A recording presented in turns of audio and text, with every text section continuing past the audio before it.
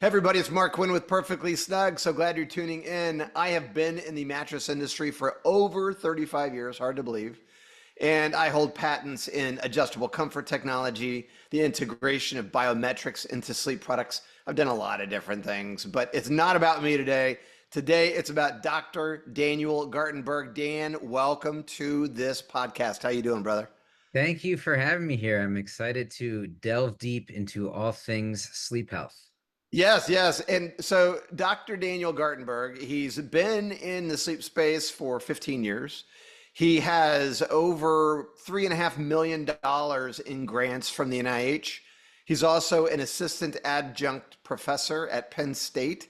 This guy knows about sleep. So if you love sleep, if you like sleep, if you just gotta have it, if you're not doing it well, Dr. Gartenberg is going to help us understand some of that, and we're going to dive into some of those things. So get ready. So, Dr. Dan, is it okay if I call you Dr. Dan? Yes, I go by Dr. Dan. Sometimes people say Dr. Snooze as well. But Ah, I like either, that. All yeah, right. Well, either you're way. not putting anyone to sleep today. I can Hopefully not guarantee you today. that. Yeah. No, no, no.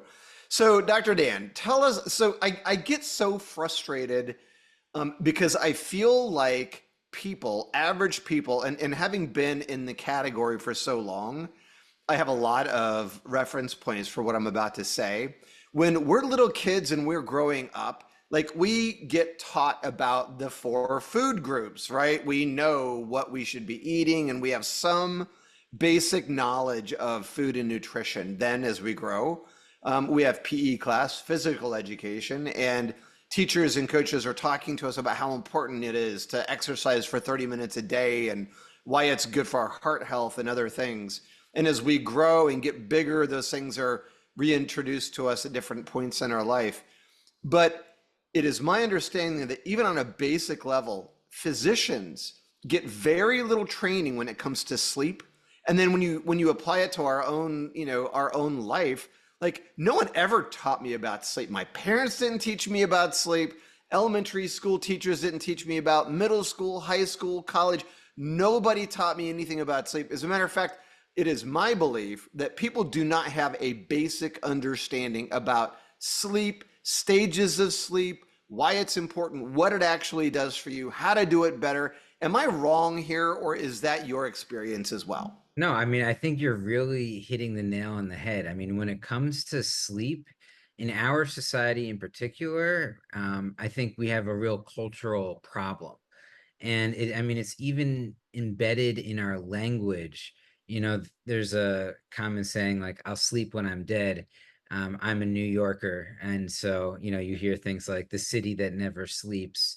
It's almost like there's as an American, you're supposed to like work really hard and, produce money and stuff like this. That's sort of the heart of like materialism, capitalism. And I think to some degree that comes at the people think that that comes at the cost of sleep, um, and that's okay. And so it's sort of undervalued, I would say, in part for that reason. But when we study sleep, we begin to see that it's the quintessential characteristic of optimum human health and performance, both physically and mentally. So there's a huge cultural problem. I think it's maybe starting to change a little bit. You know Um, what? I just want to pause you there. I'm so with you on that because it's almost like a badge, isn't it? So the CEO of a company walks in and they're like, "Well, I get 5 hours of sleep," or I get, or even worse, like you get involved in a company, you get text messages from people at 9, 10, 11 o'clock at night, and so somehow that makes it okay to infringe on personal time, which actually ends up being sleep time. So I think you're totally right. I think the culture is a big issue. Did you know, by the way, we're the only species on planet Earth that intentionally deprives itself of sleep? Isn't that a crazy statistic? and every single organism needs sleep too. So I mean, it's quintessential, and humans do it worse. And to add to this, since the 50s, there's a Gallup poll showing that Americans on average are sleep depriving them a full themselves a full hour more than we slept in the 1950s. So we're sleeping less. It's a common, and Ariana Huffington sort of spoke, I think, to this cultural problem a lot, and was a big pioneer in getting CEOs and executives and top performers to take their sleep more seriously. So there is, some kind of cultural shift, but the problem is that, you and me believe that technology holds the key to to addressing this. But the sad truth is that since the advent of the light bulb, there's been various factors because of technology and lights, and anxiety sometimes that comes with the smartphones. It's culturally just gotten worse and worse and worse and worse. So the tech combined with the American sort of I'm a capitalist and everything, but the ultra consumerism of America, um, I think combines makes the sleep in America and Western civilization particularly poor. It's so true, and I get so mad at myself that I'm literally in bed at night and I'm scrolling on my stupid phone so late and I'm so tired that the phone literally falls out of my hand and wakes me up. I'm like, why are you fighting the sleep? Like, go to bed, right? And the It's funny. technology, Yeah, ah. it's actually like yeah, I'm just laughing because back in the old school days, before we had fancy watches and stuff like this, they would actually detect sleep onset latency using that exact mechanism that you described. They'd basically have someone hold something and hang it off the side of the bed, and when they fell asleep, they'd drop it, and that's when they would detect the sleep onset latency. But it's funny that you're just doing it with a cell phone and it's hitting you in the face. Well, yeah, and I'm gonna have to end up like replacing my phone because it keeps crashing into the floor. Oh So, man. Dan, something you said that I wanna go back to is, I used to look at sleep as the third leg of the stool, right? So you've got nutrition, really important to living an optimal life. You've got exercise, another really big thing, and then you've got sleep, the other, leg of the stool. But I have come to adjust my way of thinking there, and you alluded to it earlier, that sleep is the foundation for it all. It's not one of the legs, it is the base of everything because if you're not sleeping well, nutrition doesn't work as well for you. If you're not sleeping well, you're not going to be able to exercise in the right way. Am I looking at that correctly or not? No, I see it that way as well. And also the cool thing about sleep that always has attracted me to it is you can, first off, unlike exercise and diet, you don't have much conscious control when you're sleeping. So that's one of the negatives in a way, and I think that's partly why it's under represented in our minds as an important thing for our health. Like, a type A person who cares about their exercise can control that. Um, but when it comes to our sleep, it's more passive. The benefit of that is that we can basically set up our environment in a way that makes it better every single night. So, one of the key things, for example, that I did 5 years ago was 100% blackout blinds in my home. I spent the time to do that. It's actually a little bit more. I mean, there's like these kind of hokey solutions that don't look great. My wife wouldn't go for those. So sometimes you have to like spend a bit of money to actually do the investment to get this stuff to work. But then once it works, that solution has been helping me 365 days a year for 5 7 years I've been doing it. So that's the cool thing about sleep is once you put in the effort, you sort of get dividends on that effort, unlike diet and exercise where you have to sort of continually stay on top of it. um The funny thing about that too is with diet and exercise, with diet, you have to deprive yourself of something, right? So you're not eating the food you want necessarily, or you're cutting yourself short on quantity, right? So portion size. With exercise, you got to go grind in the gym, man. You can't just, I have a gym upstairs in my house, and as much as I want it to just like work for me, I have to go up the stairs and pump the iron for it to like be effective. But with sleep, you're doing something that everybody wants to do. So if you want to be better at it, then you get to sleep. That's the pain point, which is not a pain point. It's something people aspire to. They want more sleep. So I think it's kind of a funny way of looking at that. Yeah, and something that comes up with some of my clients, I've talked to thousands of people about their sleep. Sometimes, like that type A person who's really good at the diet and exercise struggles the most when it comes to their sleep. Because the funny thing about sleep is, unlike diet and exercise, where like motivation and effort can push you through, I mean, if anyone's ever dealt with insomnia, like the harder you try to the more you try to fall asleep, the harder it is to fall asleep. Because sleep is about letting go. It's not about pushing through and being like high in like ego and energy. It's about like succumbing or releasing. It's not about pushing through. Um, That's a good point. I did some work a long time ago with Dr. Ruben Nyman, who is another guy in your space, and he talked about it falling asleep, right? So sleep finds you, and to your point, yes, the harder you try to do it, the more elusive that is. So I love that. So Dan, Dr. Dan, talk to us about, I think people intuitively know the downside of not getting enough sleep, right? So they wake up, they're not feeling as good. If you don't sleep well, you don't look as good. If you don't sleep well, your memory is bad. Like I think those things are intuitive, but it's even bigger than that, isn't it? I mean, I've read some things that suggest that lack of sleep really mirrors signs of depression and the overall health, well-being, and mental health of people. What are your thoughts about that, and how true is that? I mean, it's 100% true, and like probably twice as important or three times as important as most people realize. If you look at every single mental health disease, as far as I can tell, there's a relationship between, maybe there's like some weird one that isn't, but every single chronic health illness, cardiovascular disease, Alzheimer's disease, cancer, diabetes, um, has a strong relationship with sleep and many causal mechanisms where poor sleep makes those chronic diseases worse. Highly linked to depression, there's a whole relationship there. Highly linked to bipolar. I mean, if you are exposed, if you stay up a lot, it can activate a mania. Um, Actually, a lot of bright light can activate a mania too. So sleep is how we're programmed. It's almost like one of the first like evolutionary mechanisms.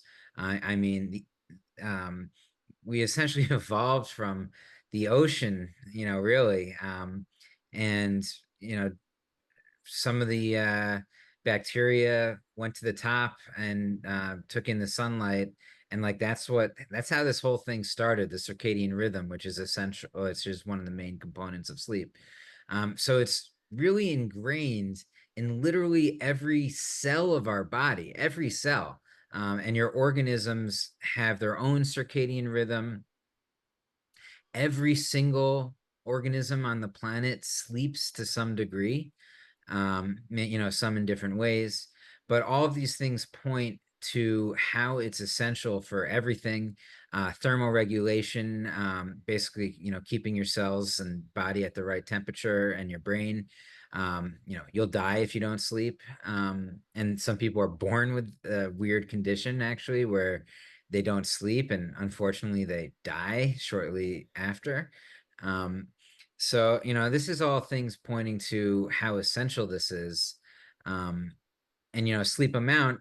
And also recently, since the 50s, when we put electricity signals on our brain, EEG, they used to think that, sleep is the cousin of death, is a saying. And it used to be more like your brain isn't active when you're sleeping. But actually, that's almost the furthest thing from the truth. When you're in REM sleep, your brain is super active. When you're in deep sleep, this is when we're down regulating our synapses and making sense of which helps us to remember things and ingrain them in our long-term personalities. So much is happening with cognition and learning, emotional processing during sleep. Um, it's just so key, so key. So let's talk about the biggest culprits when it comes to not getting sleep. So Dan, Dr. Dan, what are the biggest sleep disruptors that you think are out there causing people to not sleep as well as they should be? Yeah, so I mean, the first one I think is like just a knowledge education thing, which we were sort of hitting on before. Like you were saying, like 30 minutes of exercise a day is like a known thing. But is it really as known that people really need 7 to 9 hours adults need 7 to 9 hours of sleep every night? And that, teenagers and younger children need quite more than that. Like teenagers need more like 9 to 10. um like starting there with like how much is actually needed, and what does that actually mean? So when I say 7 to 9 hours, I don't mean time in bed. I mean actually time sleeping, because most people, if you're a healthy sleeper, you're not spending 100% of your time in bed asleep. If that's the case, there's a high likelihood you're sleep depriving yourself. Usually someone who's a healthy sleeper spends more like 90, 95% of your time in bed asleep. And it's also very normal to have these brief awakenings. If you wake up for um, 2 minutes or less, you're going to be totally amnesic to it. So having some of that basic knowledge, I think, is important to contextualize everything and get your mind right, to address the disruptors. Okay. So, but to your question, what are the main sleep disruptors? So this is a big question. Um, so one of the main things is we get so much dopamine. We're like a dopamine addicted society. There's so much stimulation from social media. Like our mind is constantly like, I mean, we're old enough to remember life before smartphones, thankfully. I'm sort of the generation where it's turned on. So I remember distinctly, having no phone in my pocket when I was, 13 years old and stuff like this, and, walking over to my friend's house. And, this new generation, it's just like constant bombardment of information. And I think it creates a racing mind, and this racing mind issue, your prefrontal cortex warms up, essentially, when your mind is actually racing more.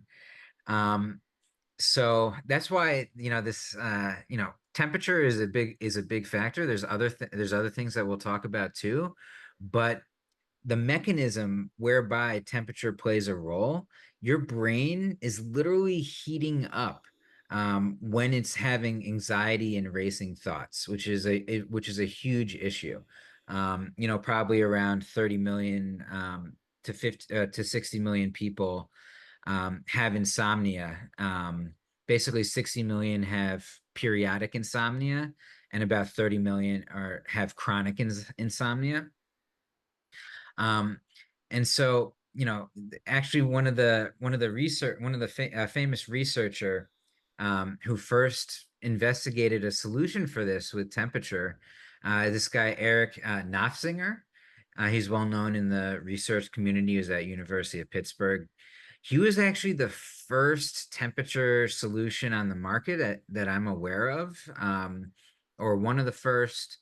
Are you familiar with the ebb? I know you're pretty deep this, in the space. So, the ebb. Do you know what it is? Vaguely. Yeah, yeah. So it's basically it's you can't buy it anymore. It was a little bit too, I guess, clunky, I would say. Um, but it's basically a thing you put on your head to cool your head. And there was a great deal of evidence showing that this helped you fall asleep because it reduced the temperature of your prefrontal cortex. And that whole thing, is quite complicated, and we'll delve more deeply into it. Dr. Dan, isn't there also something you can wear on your wrist that kind of does the same type of thing? Yeah, there is something on the wrist too, and this whole relationship between core and limbs is really important for what helps people fall asleep when it comes to temperature. Um, and obviously the perfectly snug topper, which we're both a big fan of, I think is the perfect solution for this. But when you're just thinking about it, it's a little bit more complicated than people realize because there's the ambient room temperature, which it's recommended to be quite cold, typically, like 64 to 70 degrees. Then there's the temperature under the pillows, under the blankets rather, which is actually quite warm usually, like 95 degrees. Like if it's too cold, your body will like shoot out of REM sleep and you'll like wake up. Basically, when you're in REM sleep, actually you lose thermoregulation, which is another dynamic of this. Um, and so like evolutionarily, since we lose thermoregulation, if it gets too cold, your sleep quality can get hindered. Because you could basically freeze to death, when we were like living in the wilderness and stuff like this. Because your body loses the ability to thermoregulate. So if it's cold in the environment, your internal body temperature could get too cold. Um, so there's three things: ambient temperature, temperature under the bed, and the relationship between the temperature of your limbs and the core of your body. And all these factors combine to play a role in creating the optimum temperature environment for you while you sleep. Um, so it's a little bit complicated. Um, and also like, for example, with the ebb, and like I'm not a big fan of wearing things on the head. Like even the wrist, in my opinion, is a little bit cumbersome. So like the science with the ebb thing made sense, but probably wearing something out sort of outweighed the benefits of it to some degree. So that's why having something I think passive is really important. And you can tweak the nuances of all of those variables to create the optimum sleep environment when you optimally cool the heat and also dissipate that heat out of your body through air. And so basically the suggestion, and we're sort of going down into a rabbit hole on this, um, is and also this is related to how baths can help. So one of my hacks is if you're having problems falling asleep, there's this counterintuitive thing. You take a warm bath that lowers your internal body temperature, because in response to the warmth, your internal body temperature decreases, and decreasing your internal body temperature is that's how you fall asleep. Everyone who falls asleep has a decrease in internal body temperature. So Um, you're saying that taking a warm bath actually drops your core body temperature? I've never heard that. No, yeah, that's correct. And that's why the Wow. other thing, there's this other famous researcher, her name is, I think, like Worse Justice. Someone can look this up if they're interested, was one of the first people to show that wearing socks actually helps because of how this air how the limbs to the core dissipate. Okay, so tell me then, okay, if you're saying a hot bath, my wife takes hot baths. And so now I get maybe why it's helping. I mean, it's relaxing, number one. But okay, so take a hot bath, but what is the optimal way to sleep? Hit us with that. Yeah, so basically the optimum way to sleep, I'd say, is keep it cool with something like the perfectly snug topper. And I also like it because it's an air-based thing that dissipates the temperature.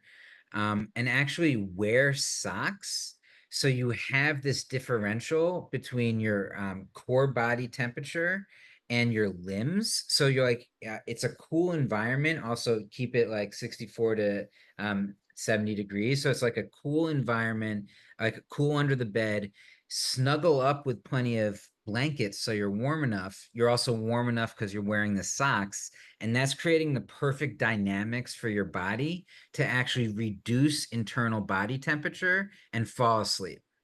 You know, it's interesting because the founders of Perfectly Snug built a foot warmer function into the topper. Oh, I So had no now I idea. understand what's that? I didn't know that. Yeah, and so now, well, now you can tell your wife, who I know also loves the topper, that there is a foot warmer function. And I've been hearing from some of our customers recently that love that, and so I didn't realize the impact of that on sleep. So thank you for clarifying that. But and you're right, and Dr. Dan, with what we do, it's number one, it feels cool. And I want you to tell me about your experience because you haven't had yours very long. And I want you to tell me about your experience being a sleep expert before you had it and now that you do have it. But um, the thing about the Snug Topper is it takes heat out of your body, maybe 4 times better than other solutions in the market, like a water-based system that you just sleep on top of. It doesn't remove heat from your body, the Snug Topper, because of air not just cools you down, but it actually removes the heat out of your body. Yeah, and I think that that's essential. So, I mean, here's the thing. It's a lot easier to get warmer. So it's so if your environment is hot, it's easy you can't really do much about it. You can't it's hard to get cooler once the environment is warm. But when the environment is cool, you have something in your arsenal to adjust, which is blankets, basically. That's why like multiple blankets is another part of the solution that I should have mentioned. So basically, we're creating the optimum coolness with the perfectly snug and obviously the temperature of your room as well. Like these things are working together, and then we're optimizing to your specific correct temperature needs, with things like blankets, socks, and now that I've learned, this this thing at the for the feet, for warming them. So that's sort of the way that I think about it, making sure we're cool because we can do things to get at the right warmth. And that's why I like this sort of solution. And that topper definitely can make things cool enough in almost, in a lot of different heat environments if you don't have perfect control over those. So you're big on sleep, Dr. Dan, and your wife. I had the pleasure of getting to chat with her for a few minutes the other day, so thank you for that. But before you guys got the topper, can you tell me a little bit about, how you guys were sleeping, and then maybe after having the topper on your bed, when you and I talked the first time, I kind of felt like you were surprised. Yeah, I mean, I've used other solutions before. So I was a little bit, well, the water-based solutions take a lot longer for you to feel it, basically. But the fact that this is electrical, I realized, means that it can happen really quick, which is sort of essential because, I want to fall, my goal is to fall asleep in like 10 minutes. So if the thing takes like 5 to 10 minutes to like kick into gear, I'm not, eh, I'm not as happy. Yeah. So another thing about the topper that we noticed is, my wife struggles with back pain. So the perfectly snug topper, for whatever reason, I'm going to research this mechanism more because I'm curious. I'm like a super curious person. It's sort of my superpower. But the perfectly snug topper, for whatever reason, really helped with her back pain. And I think it's part of the inflammation response, and getting some stimulation of cold sort of helps mitigate that. But she was really surprised that she slept like a baby essentially from the perfectly snug because her back pain was alleviated. Well, she told me that she used to do a lot with ice packs. And after getting the topper, she didn't really need to do that anymore. It's funny. I asked her, imagine having the snug topper during pregnancy. And she was like, oh my gosh, that would have been so big. So I love that she was excited by that. And obviously hot flashes, and happens in menopause and stuff like this. I see a lot of use cases for the temperature thing. And the thing about temperature is like I have a lot of interventions, as you know, but you really feel the temperature. Like you feel that comfort feeling. Um, so I think that perception, it's like almost like being secure in a womb with like the optimum temperature and you're wrapped around your blankets in the right way. It's almost like a primitive, relaxing experience for us. I love that. You know, it is. I've done some research, and sleeping at cooler temperatures is proven to improve REM sleep. That really important phase of your sleep cycle that is what does all the regeneration and restoring your mind and body, and that's the real productive phase of sleep. Is that what you understand as well? Yeah, slightly different. I mean, first off, I would say both REM and deep sleep are good, but there's also a little misnomer that like light sleep isn't good. Like light sleep is also good. A lot of the thing is like get enough sleep. The thing, and I agree with you that the cold can help get more deep sleep and REM. But again, with like almost everything in life, there's always like a threshold and like moderation, right? So, I mean, I like the fact that it can get super cold, the perfectly snug mechanism. But if you're too cold, that can also reduce REM. So you gotta some of this is like um knowing where you're at and like maybe trying different things a little bit. Um, so I knew that it was maybe a little bit too cold in my environment. I had to actually dial it back. The fact that it could get too cold was important for me though, because that means it could meet my needs basically. Well, the Um, first night my wife and I were on it, I didn't tell my wife how I put it all the way to 10. Honestly, I was skeptical. yeah, And my first night on this, because I've done development work in the mattress category with temperature powered temperature regulation systems, and they failed. And they yeah, failed because it's very difficult to do the innovation, the engineering around a product like that. And so I cranked it all the way down to minus 10, the coldest it would go. And I woke up and my wife was gone and she never like doesn't sleep in our bed. And so I went up to our guest room and I'm like, "What's up?" And she goes, "I can't sleep in that bed. It's too cold." And yeah, I didn't exactly. show her how to adjust the temperature. But anyway, so I'm firsthand knowledge of that. So, one last thing before we leave the temperature and move into other sleep disruptors. I read an article I thought was really interesting that people, so talk about sleep as a culture, in Russia and Siberia would swaddle their infants Hmm. and then put Oh, them I've out seen. on the back porch or the whatever wherever they were. They would put them outside to nap them because the babies would sleep better. So I thought that was pretty cool. Obviously you want to make sure you don't freeze your baby as well, Yeah, we're but not recommending it. We're not but that's recommending it. why this it's a dynamic relationship between temperature and blankets, and the feeling that you have, and the relationship between your hands and your head, and it's a complicated thing, and people don't, it's not known like a lot of things in sleep. Let me make a note. Make sure not to freeze your baby. Got it. Thank you. Yes. Great advice from Dr. Dan. Yeah, I don't want any like emails from Yeah, you're people. gonna get Hey, sued after this. I did what you told me and I forgot my kid was outside. Right. Okay, so Dr. Dan, we talked about temperature. The number one sleep disruptor is stress and anxiety. And certainly today, I think there's a lot on people's minds, the economy, elections coming up, all kinds of things. So, with stress and anxiety being such a sleep disruptor, can you tell everybody maybe how to look at that differently and give them a couple pieces of advice and how to mitigate and reduce stress and anxiety close to bedtime? Yeah, so my research has really focused on this problem. So I've run randomized controlled trials validating the most effective treatment for this.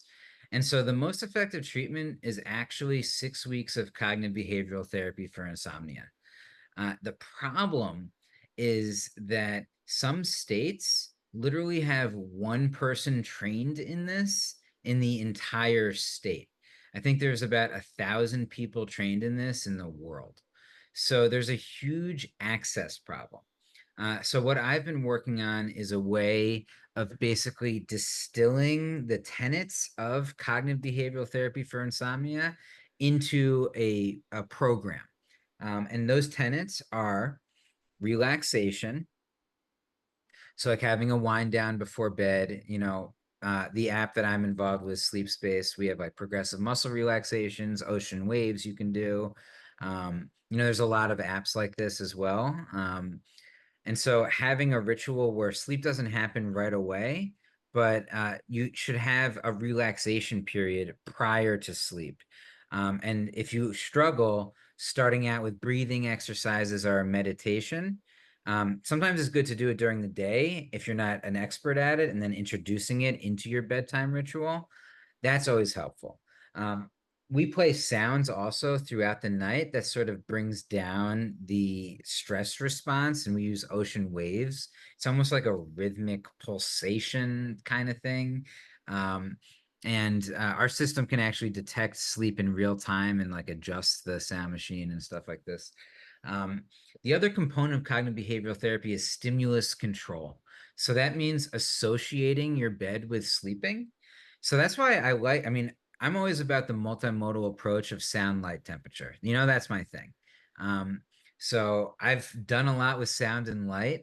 I am so stoked to work with you guys on the temperature aspects because it's such a key piece.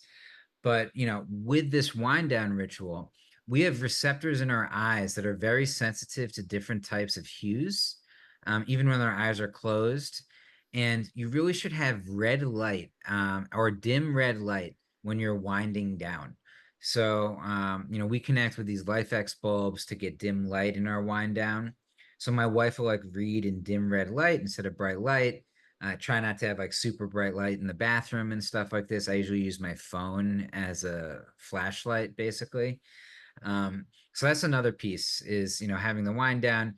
But the more we control, like no phone in bed, sorry, Mark, uh, you know, even uh, things can be worse than TV, but try to have the TV out of the room. The saying is keep your bed for sleep and sex only. That's basically one of the main takeaways from stimulus control. You want your bedroom to be for sleep. And no, sometimes people can't really make that happen.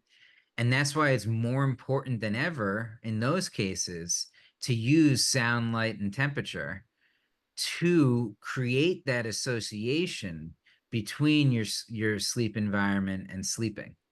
So I Um, like what you're saying, and ritual is a big deal. So I mentioned my wife, taking a bath before bed, and she has a ritual of putting on lotions. And so there's a ritual. A friend of mine, Chris Cassidy, is an astronaut. He's an old Navy SEAL, and Disney did a documentary on him called Among the Stars.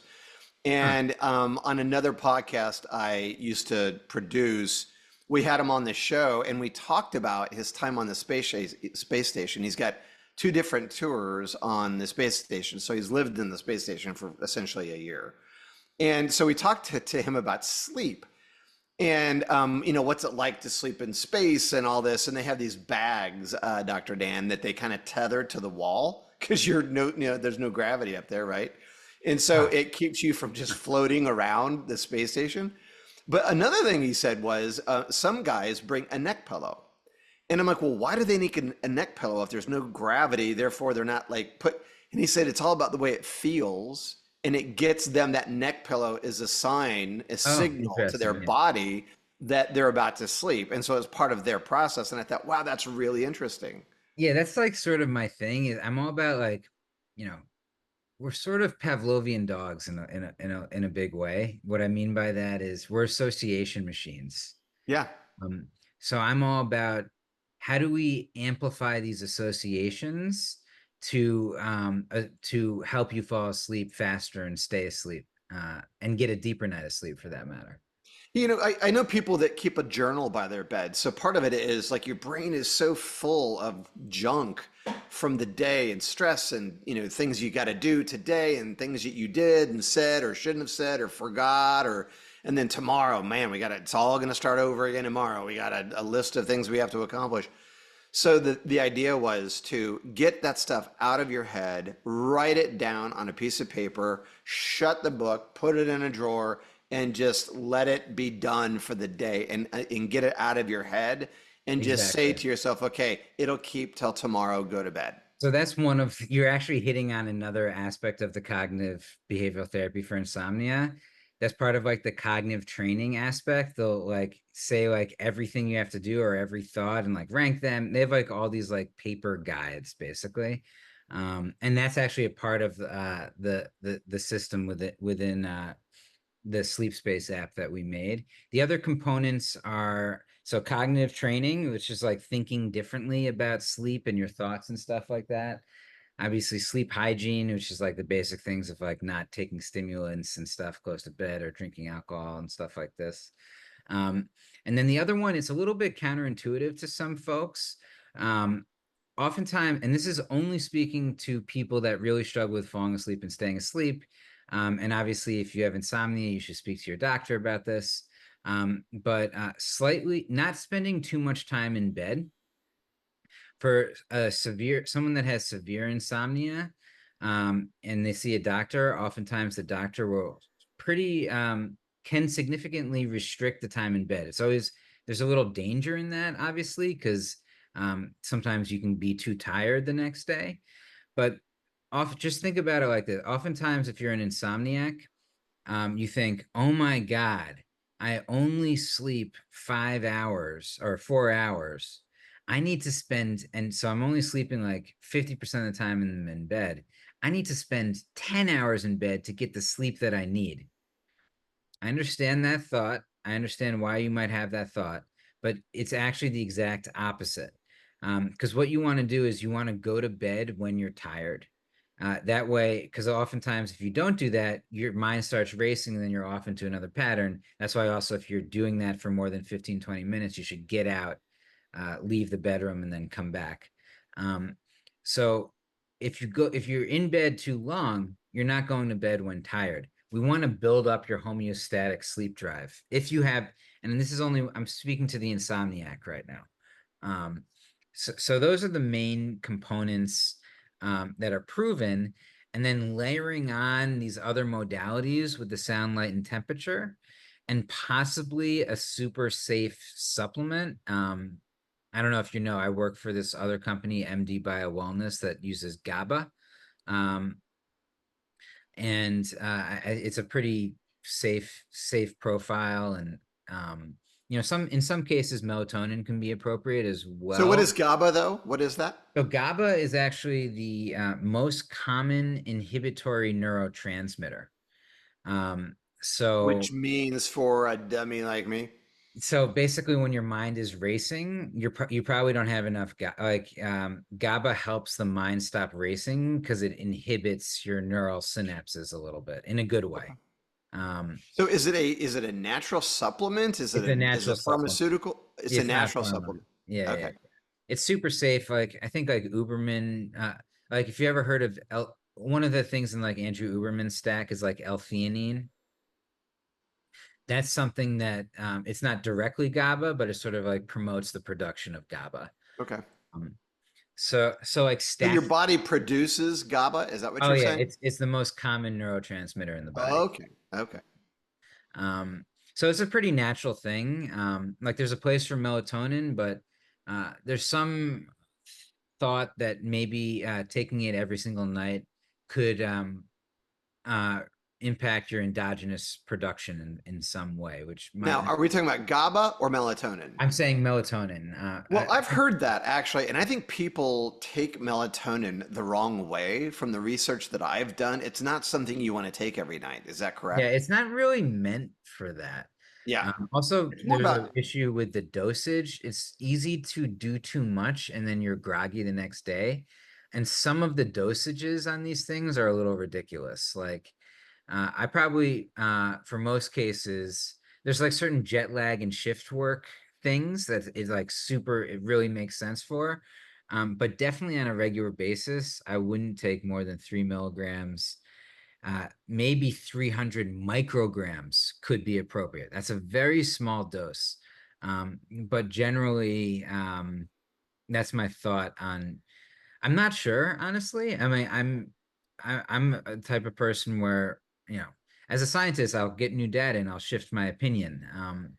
But the way that I'm reading the literature right now is it's just there's some evidence that um, it could impact your endogenous production to some way and in some way. And I'm all about a super safe profile for these interventions. Like obviously, like I'm actually not a huge supplement fan at all. But I think if something has a really good safety profile and there's, studies to back it, it could help push someone into that relaxing state even more. I probably shouldn't say this, but also the placebo effect is super large.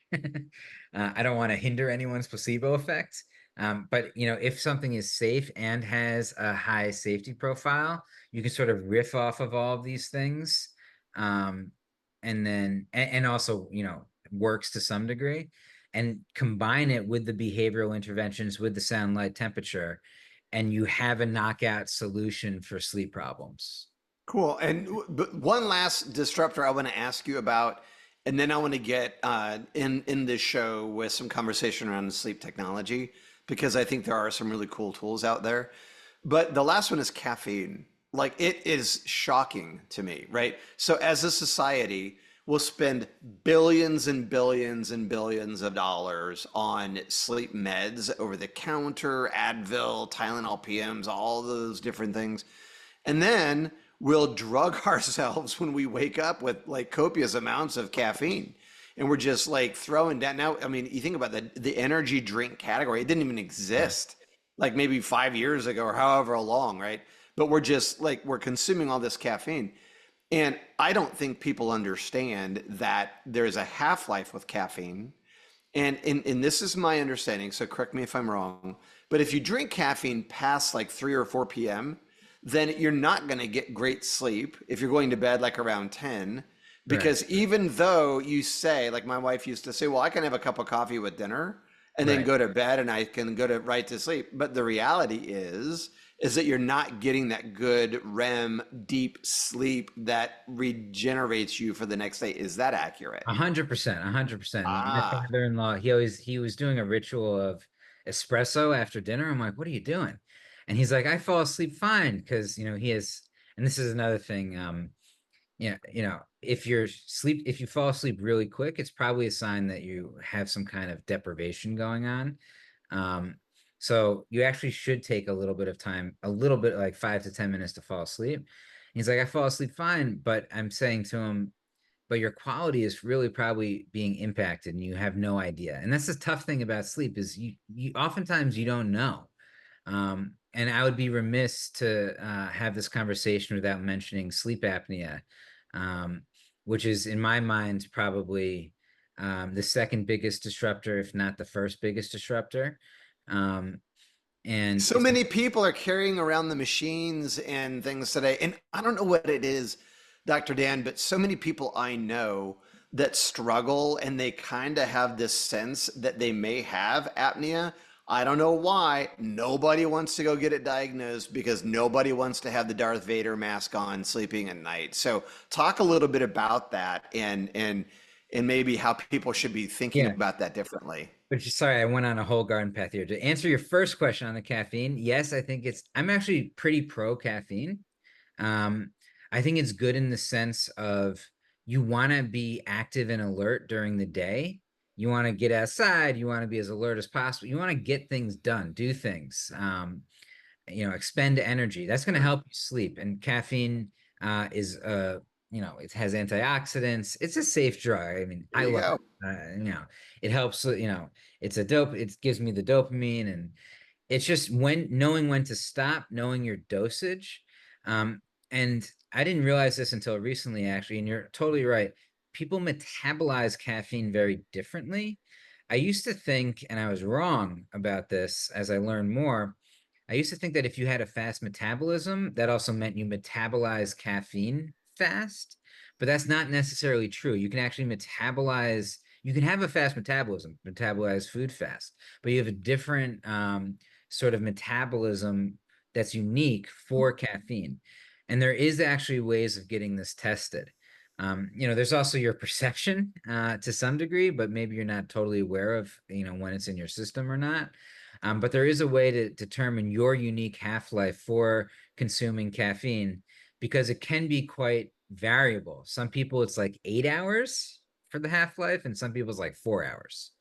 Um, so yeah, you can get that tested, by the way. So my general thing is for probably like 90% of the population, it's fine. Just stop at like two-ish.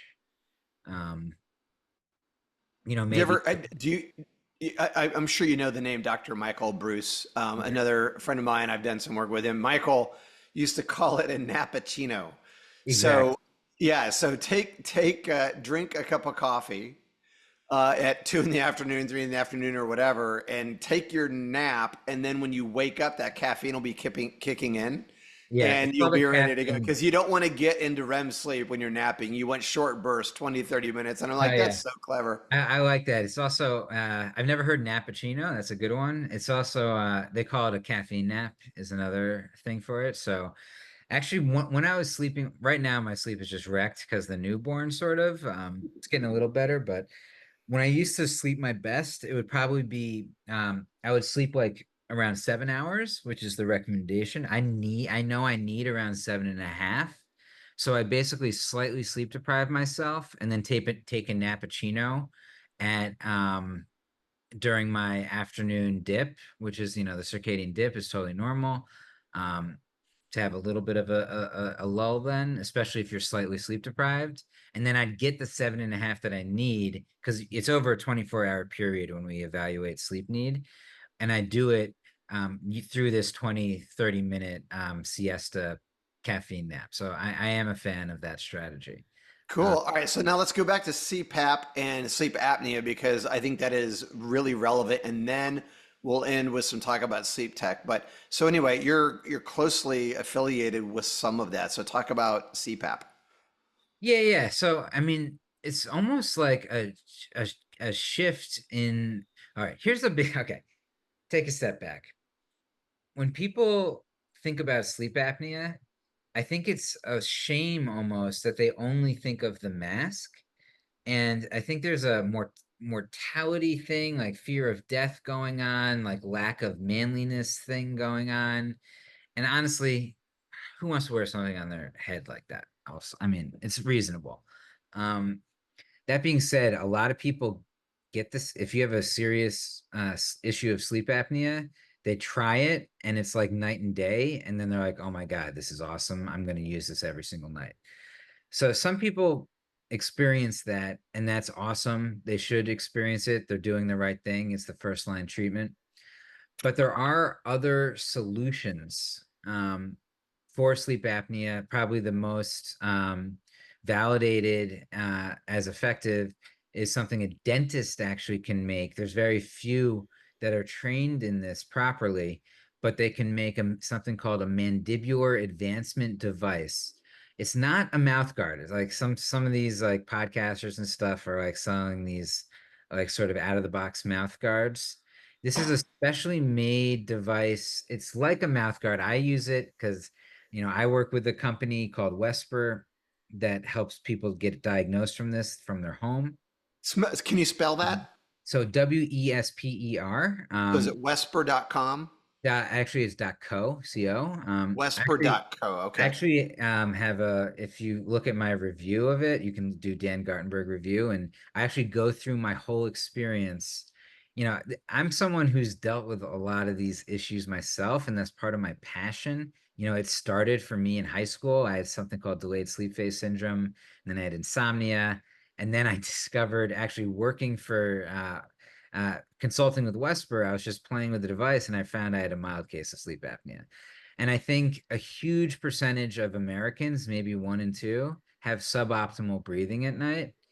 And you can stack all of these solutions, but if you're not breathing correctly at night, like that's one of the first things that you should really try to get on top of. Um, So, I have a collaboration with them, and you can get like for $67, you can get evaluated for this thing. Um, so it's becoming more accessible. And basically, there's 10 million Americans diagnosed with sleep apnea, but like 40 million people have it probably. Oh, So there's wow. 30 million people with a major chronic disease that takes 5 years off of your life when you're untreated for it, super linked to cardiometabolic syndrome, heart attack, diabetes, stroke. Um, that's the It, main it reason. then give I find that I have trouble breathing at night, but it's usually because my wife is trying to smother me with a pillow. No, I'm kidding. Hopefully, I can sometimes relate to that, honestly. No, I'm kidding. No, No, but so real quick, and then we'll move on.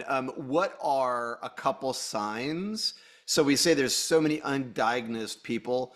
What are a couple signs that people can look for that well, yep, that's me. I should probably go and take yeah. that test. Yeah, so the main symptoms, I'm going to try to get them all. Obviously, being overweight, even like for me, it's like 10, 15 pounds. Like it tracks to weight pretty and cardiometabolic stuff pretty well. Um, Grinding teeth, actually. Dentists can see that sometimes. Sometimes you have the sensation of like gasping in the middle of the night. Obviously, snoring, but you can snore and not have sleep apnea too. Like there's other reasons like deviated septum and allergies and stuff like this. Actually, making sure that you have no dust mites in your bed is another small hack that I'll throw out How there. do you do that? They have they have special like bedding, and I actually have it over top of the perfectly snug. So I have like the perfectly snug wrapped in this hypoallergenic thing that because New York is wrought with bed bugs. Pure Care, shout out to Pure Care, purecare.com. They've got some really cool mattress protection systems, exactly Exactly. like what you're Yeah. talking about. Yeah. Yeah. So that's like another angle, yet another angle. But so grinding teeth, actually acid reflux, and that was one of the symptoms that I had, is related. Um, Man, I never knew that. I grind my teeth. I have a device. I wear a mouth guard. I had no idea that it could be a symptom of sleep yeah. apnea. That'll be Also something I have to look fatigue at. during the day after, like if you're getting like 7, 9 hours, but still tired during the day, it's a sign of poor sleep quality. And the most common, as I mentioned, reason for that is poor breathing at night. Cool. All right. So moving on. Final topic for us to talk about is technology. So we talked earlier in the show that technology could be a really bad thing, especially if you're me just scrolling on a phone. But technology can be a good thing. Years ago, I think it was 2008, I was working with Leggett and Platt, and one of our engineers brought us a pesial sensor, which was actually for identifying military troop movement. And we turned that into a biometric detection system so that we could get readings on, okay, what does this vibration look like? That's snoring. This one is in and out of bed. This algorithm, and so we identified all these things because the reality was, and this wasn't long ago, when you say I am overweight or maybe I'm not eating the right food, there's a quantitative measure for both of those, right? So a scale, you can step on it and it'll say, "Hey man, you're too heavy." Or with food, it could be blood work that's showing different things in your system. But with sleep, there was never any quantitative measure of how well people were sleeping, and now there is. So that's a good thing about technology. And now there's all kinds of devices and ways to track and measure your sleep. So talk about that. You even have a product in that space. Tell us a little bit about the evolution and how technology is actually helping us these days. Yeah, I mean, and part of the thing is we've had a lot of these trackers for quite some time now. Um, and honestly, just tracking, oftentimes it's like a cool thing at first, but then it's like, okay, I get it. Like, what is this device giving me? Like, and in my experience, there's like a cool new one every couple years. And, I know a lot about these algorithms. I make the algorithms. So like my software stack, we have proprietary algorithms on Apple Watch. Also, using phone sensors and measuring sound, we'll record snoring and stuff like this. And Dr. Dan, if people want to find that, where would they go to look at that? Just sleepspace.com, and thanks for There help. you, I got you. You should wear a shirt. Sleep space. Okay. Anyway, Um, keep going. but so yeah, that's my thing. And you know, we have, I think, one of the most accurate algorithms on Apple Watch. It's definitely comparable to Oura Ring. We have a peer-reviewed paper on that. And Whoop, and we'll actually integrate with Oura Ring and Whoop as well. Um, and then also unique ways of measuring sleep without touching you, because as I mentioned, I'm not a big fan of wearing anything, and I don't want a cumbersome solution like something that I have to charge. So we use the phone sensors and measure micromotions through the mattress actually, and we have a little mechanism to do that. Um, that's pretty accurate. You need heart rate to sort of to get accurate readings of the stages. But then again, sometimes that information can do more harm than good. So for the warrior or the insomniac, you know, when your device is saying that you got 20 minutes of deep sleep, it makes you more stressed actually. And there's a term for this in sleep science now called orthosomnia, where getting this data from the devices causes more anxiety and then you sleep worse. Um, so it's always with technology, it's always like it can cut both ways, right? So you can use the innovations in nuclear science to make an atom bomb, or you can power the whole world with a factory. You know what I mean? It's up to us to use technology in the way that is beneficial to society. So there definitely is a way to do it. That's why I'm so excited about having an actual, you know, intervention, i.e., temperature. In your case, I'm also focused on other ways, sound and light. So that's what's the new frontier in sleep. I think it's going beyond tracking, but using the trackers to deliver customized biofeedback that makes everyone automatically sleep deeper and have more energy the next day. And that that technology, I don't think fully exists yet. It's like, you know, we're at the frontier of it, honestly, like you and me and, you know, a couple other people, but it hasn't fully been realized, at least for the majority of society. And that's what's so exciting about sleep. Once we solve it, maybe all the diet and exercise things will sort of go to the wayside when we finally start sleeping better as people. If what I heard you say is if I sleep better, I don't have to eat right or exercise. So we'll just leave it there. Not exactly, but you Okay. know what I'm saying. I don't want to ruin your reputation in the sleep space, Dr. Dan. Okay, well, in closing, I just want to say this to everyone listening to the show. It's really important to be thoughtful about your sleep. Don't stress about it because sleeping well is a process. And it's learning about your sleep specifically, and then just go into discovery mode and listen to shows like this and check out Dr. Dan's website. Try things like Perfectly Snug, Smart Topper, where it can help regulate your body temperature. And then, you know, there's other products in the market that, you know, have solutions, read the reviews and go on a journey because if you fix bad sleep, an incredible benefit to you, to everyone around you. Your attitude gets better, and you just experience more joy. And that's what we want for you. We want you to experience the maximum amount of joy and be the absolute best version of yourself that you can be, so that you can be great for other people and just have a better life. Right, Dr. Dan? I am 100% on board. Let's get this We're done. sleep geeks, right? So, And yeah, sleep nerds for sure. sleep nerds, I love it. All right. Well, hey, Dr. Dan, thank you so much. We really appreciate you. And one more time, everyone, you can go to perfectlysnug.com and check out product there, but hit us with your website, Dr. Dan, and how people can get a hold of you if they'd like. Sleepspace.com, and I'm pretty available and to give people coaching. And we have a team of coaches too that can help for lots of different things. Awesome. All right. Well, thanks for your time today. We appreciate you.